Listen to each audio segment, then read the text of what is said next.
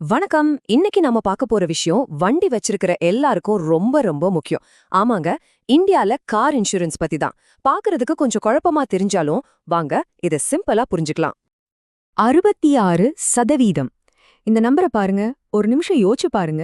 இது எதை குறிக்குதுன்னு. இது வெறும் ஒரு புள்ளி விவரம் இல்ல. நம்ம ரோட்ல இருக்கிற ஒரு அதிர்ச்சியான, ஏன் ஒரு அபாயகரமான உண்மையோட பிரதிபலிப்பு. இப்போ இந்த ஸ்கிரீன்ல இருக்கிற சுப்ரீம் கோர்ட்டோட மேற்கோளை பாருங்க. நாம பார்த்த அந்த 66%தோட உண்மையான அர்த்தம் இதுதான். அதாவது நம்ம நாட்டுல ஓடுற 3 வண்டில 2 வண்டிக்கு முறையான இன்சூரன்ஸே இல்ல. இதனால என்ன ஆகுது?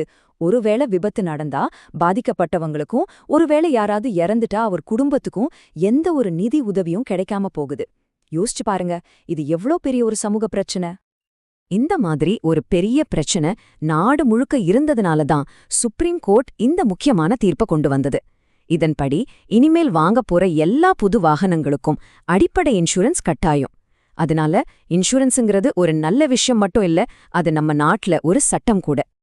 சரி, இப்போ நாம விஷயத்துக்குள்ள இன்னும் கொஞ்சம் ஆழமா போலாம். முதல் பகுதி, உங்க பாலிசி ஆப்ஷன்ஸ் என்னென்ன. நீங்க ஒரு இன்சூரன்ஸ் பாலிசி வாங்குறீங்கன்னா உண்மையிலே என்னத்த வாங்குறீங்க, அத முதல்ல உடைச்சு பாத்துடலாம். முதல்ல தேர்ட் பார்ட்டி லயபிலிட்டி, அதாவது 3ஆம் தரப்பு பொறுப்பு. இதுதான் நம்ம சட்டப்படி கட்டாயம் தேவைப்படுற குறைந்தபட்ச இன்சூரன்ஸ். நம்ம 1988 மோட்டார் வாகன சட்டமே இததான் சொல்லுது. சிம்பிளா சொல்லணும்னா, உங்க வண்டியால இன்னொருத்தருக்கோ இல்ல அவரோட பொருளுக்கோ ஏதாவது சேதமாச்சுன்னா அதை இந்த இன்சூரன்ஸ் பாத்துக்கும். ஆனா ரொம்ப முக்கியமான ஒரு விஷயம் என்னன்னா, இது உங்க சொந்த காருக்கு ஏற்பட்ட சேதத்தை கவர் பண்ணாது. அடுத்தது ஓன் டேமேஜ் கவர், அதாவது சொந்த சேத காப்பீடு.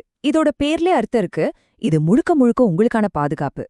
ஒரு விபத்து, வண்டி திருட போறது, தீ விபத்து இல்லனா வெள்ளம் புயல் மாதிரி இயற்கை சீற்றங்கள்ல உங்க சொந்த வண்டிக்கு ஏதாவது சேதமாச்சுன்னா அதை இதை கவர் பண்ணும்.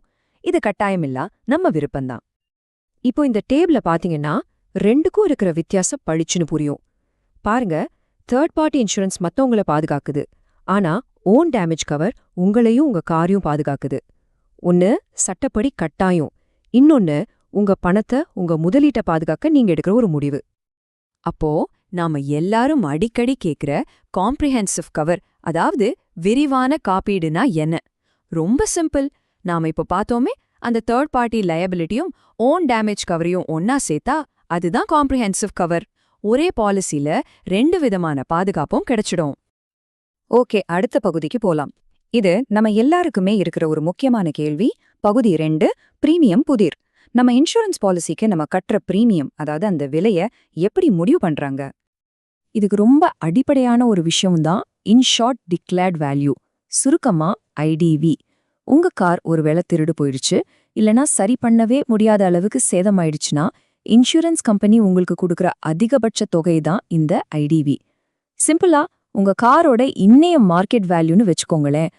ஐடிவி அதிகமா இருந்தா பிரீமியம் அதிகமாகும், ஆனா உங்களுக்கு கிடைக்கிற பாதுகாப்பும் அதிகமாகும். உங்க பிரீமியத்தை முடிவு பண்றதுக்கு நிறைய காரணிகள் இருக்கு. அதுல முக்கியமானது என்னன்னா, உங்க காரோட வகை, அதோட மாடல், என்ஜின் சைஸ், இதெல்லாம். ஏன்னா ஒரு காஸ்ட்லியான காரோட ஸ்பேர் பார்ட்ஸ் விலை அதிகமா இருக்கும், அதனால பிரீமியமும் அதிகமாகும். அப்புறம் உங்க காரோட வயசு, நீங்க இருக்கிற இடம், அதாவது சிட்டில விபத்துக்கான வாய்ப்பு அதிகம், அதனால அங்க பிரீமியம் கொஞ்சம் கூட இருக்கலாம். நீங்க செலக்ட் பண்ற ஆட் ஆன் கவர்ஸ், கடைசியா உங்க கார்ல திருட்ட தடுக்கிற கருவிகள் ஏதாவது பொருத்தி இருந்தாலும் பிரீமியம் குறைய வாய்ப்பு இருக்கு. இன்சூரன்ஸ்னா சும்மா பணம் கட்டுறது மட்டும் இல்ல, அது உங்களுக்கு சில உரிமைகளையும், நல்லா வண்டி ஓட்டுனா சில வெகுமதிகளையும் தருது. இப்போ உங்களுக்காகவே இருக்கிற சில விதிகள் பத்தியும் வெகுமதிகள் பத்தியும் பார்க்கலாம். பகுதி 3, உங்கள் உரிமைகள் மற்றும் வெகுமதிகள். இந்தியாவில் இன்சூரன்ஸ் கம்பெனிகளை எல்லாம் கட்டுப்படுத்துற அமைப்பு தான் IRDA. அவங்களோட முக்கியமான நோக்கங்கள்ல ஒண்ணுதான் நீங்க எப்போ பாக்குறது, பாலிசி வாங்கினவங்களோட நலன்களை பாதுகாக்கிறத உறுதி செய்யணும்னு சொல்றாங்க. இது நம்மள மாதிரி நுகர்வோருக்கு ஒரு பெரிய பாதுகாப்பு கவசம் மாதிரி. அப்போ இந்த அமைப்பு எதெல்லாம் ஒரு நியாயமில்லாத செயல்னு சொல்லுது?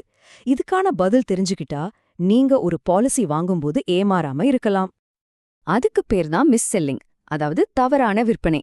ஒரு இன்சூரன்ஸ் ஏஜென்ட்டோ இல்ல கம்பெனியோ வேணும்னே தப்பான தகவலை சொல்றது, இல்லாத பலன்களை இருக்கிற மாதிரி சொல்றது, முக்கியமான விஷயங்களை மறைக்கிறது, இல்லனா உங்களுக்கு தேவையே இல்லாத ஒரு பாலிசியை உங்க தலையில கட்டுறது, இது எல்லாமே மிஸ் செல்லிங் தான். இது தெரிஞ்சு வச்சுக்கிறது ரொம்ப முக்கியம். IRDA சட்டப்படி உங்களுக்கு சில முக்கியமான உரிமைகள் இருக்கு. பாருங்க, ஒவ்வொரு இன்சூரன்ஸ் கம்பெனியும் உங்க நலனை பாதுகாக்க ஒரு பாலிசி வச்சிருக்கணும். அவங்க எல்லா ரூல்ஸையும் ரொம்ப எளிமையான மொழியில உங்களுக்கு விளக்கணும். உங்களுக்கு ஏதாவது புகார் இருந்தா அதை தீர்க்கறதுக்கு ஒரு தெளிவான வழிமுறை இருக்கணும். ரொம்ப ரொம்ப முக்கியமா, நீங்க எதையோ மறைச்சிட்டீங்கன்னு கம்பெனி சொன்னா அதை நிரூபிக்க வேண்டிய பொறுப்பு அவங்களுக்கு தான், உங்களுக்கு இல்ல. சரி, இப்போ ரிவார்ட்ஸ் பத்தி பேசலாமா? நீங்க ரொம்ப சேஃபா வண்டி ஓட்டுறீங்கன்னா அதுக்கு கிடைக்கிற மிகப்பெரிய வெகுமதி என்னன்னு தெரியுமா? அதுதான் நோ கிளைம் போனஸ், சுருக்கமா NCB. இந்த NCB எப்படி வேலை செய்துன்னு இந்த அட்டவணையில பாருங்க. நீங்க ஒரு வருஷம் முழுக்க எந்த கிளைமும் பண்ணலேனா அடுத்த வருஷம் உங்க ஓன் டேமேஜ் பிரீமியத்துல 20% டிஸ்கவுண்ட் கிடைக்கும். இதே மாதிரி தொடர்ச்சியா 5 வருஷம் எந்த கிளைமும் பண்ணலேனா உங்களுக்கு கிடைக்கிற தள்ளுபடி எவ்ளோ தெரியுமா? முழுசா 50%. இது ஒரு பெரிய சேமிப்பு இல்லையா? இதுல ஒரு சூப்பரான விஷயம் இருக்கு. உங்க NCB உங்களோடது, உங்க காரோடது இல்ல. அதாவது நீங்க இந்த காரை வித்துட்டு ஒரு புது கார் வாங்கினா கூட இந்த NCB டிஸ்கவுண்ட்டை அந்த புது கார் பாலிசிக்கு நீங்க மாத்திக்கலாம். இது உங்களுக்கு கிடைச்ச ஒரு சொத்து மாதிரி தான். சரி, நாம இப்போ கடைசி பகுதிக்கு வந்துட்டோம். பகுதி 4, புத்திசாலித்தனமான சேமிப்பு. உங்க பிரீமியத்தை சட்டப்பூர்வமா எப்படி குறைக்கலான்னு சில டிப்ஸ் பார்க்கலாம். உங்க பிரீமியத்தை குறைக்க இதோ சில சிம்பிளான வழிகள். முதல்ல, எப்பவுமே ஆன்லைன்ல 4-5 பாலிசிய ஒப்பிட்டு பாருங்க. ரெண்டாவது, உங்களால முடியும்னா வாலண்டரி டிடக்டபிள் அப்படின்னு ஒன்று இருக்கும், அதை கொஞ்சம் அதிகமா செலக்ட் பண்ணுங்க, பிரீமியம் குறையும். ARAI அங்கீகாரம் பெற்ற ஆன்டி தெஃப்ட் டிவைஸ் போட்டிங்கனாலும் பிரீமியம் குறையும்.